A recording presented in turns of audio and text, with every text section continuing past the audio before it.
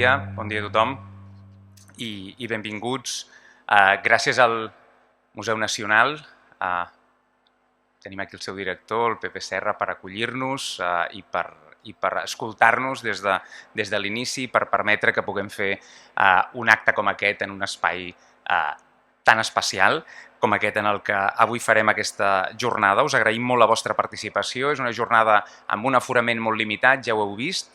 Vam de fet omplir-lo de seguida i nosaltres de fet el que preteníem en aquesta jornada era fer això. Era una jornada on poguéssim parlar, poguéssim compartir, però també poguéssim conèixer-nos i poguéssim travar aquestes relacions que des de la Fundació volem impulsar.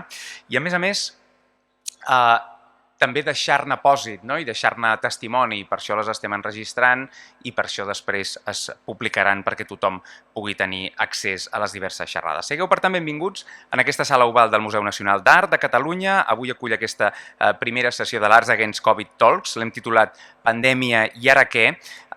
I és una jornada que pretén girar al voltant dels reptes en salut mental i respostes des de les arts que hem impulsat des de la Fundació Arts in Health International. La Fundació, pels que no ho sabeu, va ser creada l'any 2018 per professionals de l'àmbit de la salut i per professionals d'àmbit de la cultura interessats en aquest potencial de les arts com a estratègia innovadora per a l'obtenció de resultats en salut i benestar. En els objectius de la Fundació hi ha la rellevància de les arts in health, no de les arts and health, sinó que les arts vinculades des de l'inici en l'àmbit de la salut, en la definició de polítiques i en el disseny de serveis de salut, la promoció i l'execució de projectes d'arts in health d'escala nacional i també internacional i el foment de partenariats intersectorials de caràcter públic, de caràcter privat, amb el tercer sector per tal de promoure la definició, la implantació i també l'avaluació de programes d'arts i salut tant a nivell local com a nivell internacional. Com bé sabeu i com hem anat explicant tot sovint, hi ha molts àmbits diferents des dels quals s'està abordant la vinculació entre les arts, el món de la cultura i el món de la salut.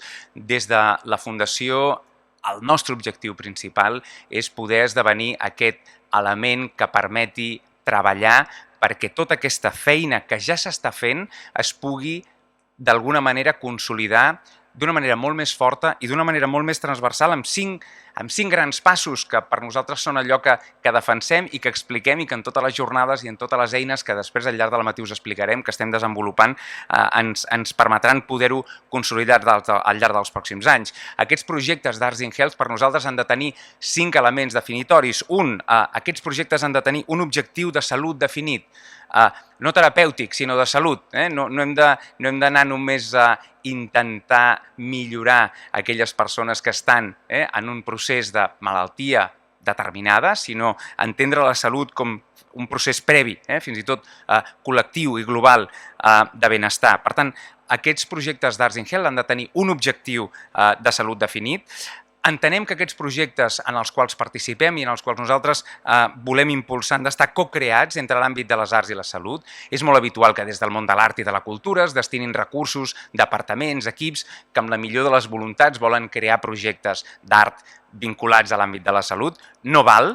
El que hem de fer des del nostre punt de vista és que siguin co-creats des de l'inici entre un partner o diguem-ne una part de l'àmbit salut i una part de l'àmbit cultura. Des del punt de partida, des del punt inicial, creiem que aquesta és la millor manera d'intentar aconseguir els millors resultats. Després, el tercer punt per nosaltres és que hauria de ser participat pels destinataris, o sigui, molt sovint des del món de la cultura i des d'altres àmbits també, exercim un cert paternalisme sobre aquella gent sobre la que nosaltres intentem dirigir les nostres accions. Des d'aquest punt de vista nosaltres entenem que les persones que participen en aquests projectes han de ser actives i han de formar part de debò, per tant han de participar dels projectes.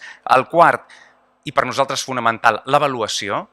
Necessitem eines, i avui n'anirem parlant d'avaluació, robustes, que ens permetin eixamplar les evidències científiques sòlides al voltant de les arts in health. Si no, tampoc ens en sortirem i no passarem de ser una suma de bones voluntats i poca cosa més, que no està malament, però podem ser una cosa molt més sòlida.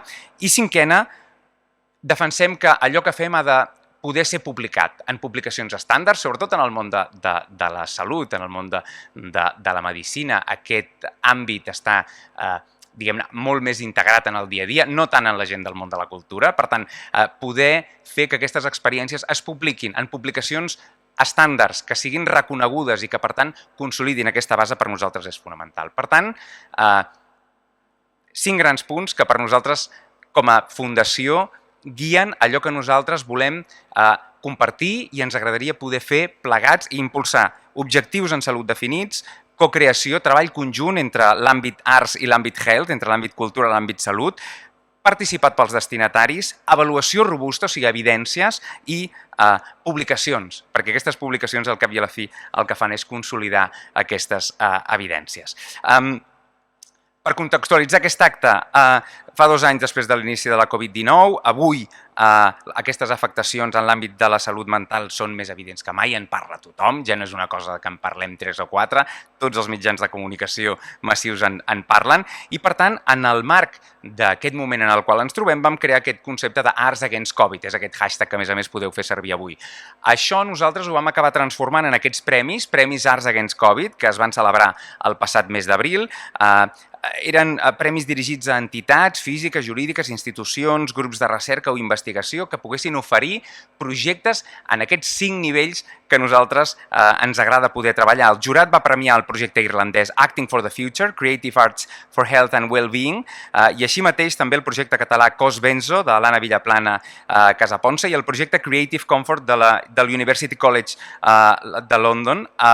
I aquests projectes que es van premiar, que no només era un reconeixement, sinó que també hi havia una dotació econòmica, també, a banda de poder ser explicats i ampliats una miqueta més al llarg del dia d'avui, formaran part d'un futur repositori de projectes de bones pràctiques que us avançarem més endavant. Per tant, sigueu benvinguts en aquesta primera jornada. Pandèmia i ara què? Reptes en salut mental i respostes des de les arts. Agrair de nou al Museu Nacional per acollir-nos i donar la benvinguda ja a les primeres persones que participaran i que ens explicaran els seus casos. Moltes gràcies i de nou, benvinguts.